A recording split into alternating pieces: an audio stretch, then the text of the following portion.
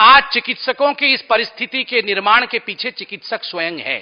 चिकित्सकों का इतना बड़ा कार्यक्रम होता है, चिकित्सक चीफ गेस्ट चिकित्सक को नहीं बुलाता है, चिकित्सक मुख्य अतिथि किसी राजनेता को बुलाता है।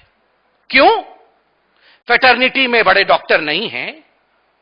डॉक्टर से बड़ा प्रोफेशन कोई और होता है क्या? अरे जो जीवन को बचाता है उससे बड़ा कौन हो सकता है? उससे बड़ा तो स्वयं कृष्ण को उतर के आना पड़ेगा। फिर कृष्ण को बुलाया होता, राम को बुलाया होता तो समझ में आता कि आपने ईश्वर को बुलाया है मुख्य अतिथि करके। मगर आप अपने क्षेत्र के विधायक को बुलाते हैं, आप अपने क्षेत्र के काउंसलर को बुलाते हैं और फिर कहते हैं डॉक्टर इतना कमजोर क्यों है? भैया, डॉक्टर को कमजोर हमने बनाया है। डॉक्टर को कमजोर हमने बनाया है। हर पायदान में हमने डॉक्टर को नकारा है। जब आपका इंटर्न उसका डॉक्टर ड्यूटी रूम में बाथरूम चोक्ड होता है, आपका इंटर्न जब रात को सो नहीं पाता है तो प्रोफेसर कहता है तुम यहां सोने आए हो, तुम यहां 48 घंटों तक नौकरी बजाने आए हो, तुम मेरे चाकर हो, 24-24 घंटे काम कर, सोगे तो मैं तुम्हें माफ नहीं करूंगा। उसका बाथरूम चोक हो जाता है तो प्रोफेसर सुनता नहीं है। आज 99% जो सरकारी अस्पताल हैं, आप उनके डॉक्टर्स ड्यूटी रूम को जाके देखिए।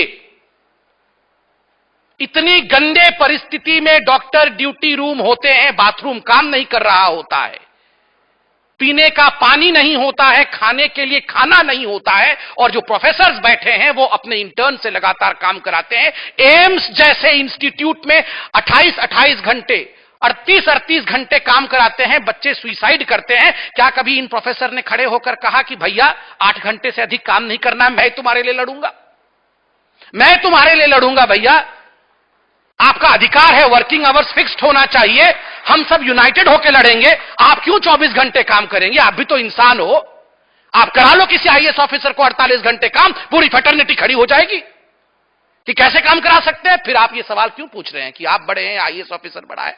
आपने अपने आप को छोटा किया है तो भुगतो। अब आपने अपने आप को छोटा किया है तो भुगतना पड़ेगा। नेता घर पे बुलाता है, ब्लड शुगर देखना है तो 5 डिपार्टमेंट के प्रोफेसर रेंग रेंग के नेता के घर में पहुंचते हैं, चल के नहीं जाते हैं, रेंग रेंग के, सर सर सर सर मैं देखूंगा ब्लड, मैं देखूंगा ब्लड।